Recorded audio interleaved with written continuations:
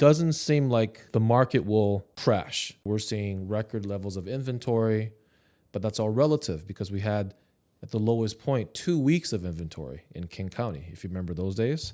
Prices are affected by supply and demand. Very simple. Right? We're not going to see a crash.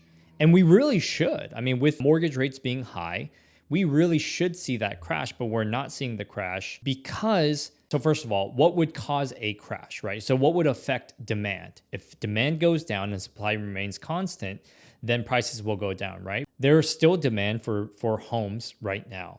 The reason why demand is being affected is not necessarily because people are losing their jobs. There are going to be those cases where they're going to like, yeah, I have to sell because, I lost my job. But that stuff doesn't happen like that. A lot of people who have been laid off haven't sold their home because remember, who are the major like employers? Let's just call it like Microsoft and Amazon, right? People who work at those companies get RSUs, which are like stock options. If you have worked there for like 2 to 3 years or 5 years or whatnot, you have quite a lot of stocks. Now, those stocks are still very valuable today. And so a lot of them do have savings. We are seeing a lot of them get a job within, 3 months to a year. So this stuff takes a long time. So demand, I believe, has been affected, but I believe it's been more affected because of the fear of getting laid off. So there's a lot of buyers out there who want to buy, but they're not buying because they're afraid they're going to get laid off and there's just uncertainty. That's where the real effect on demand is. Supply is still very low,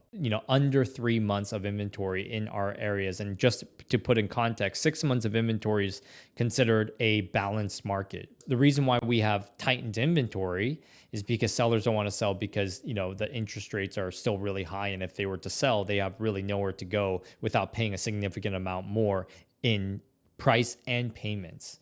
So I think the real estate market is going to stay pretty balanced for a while.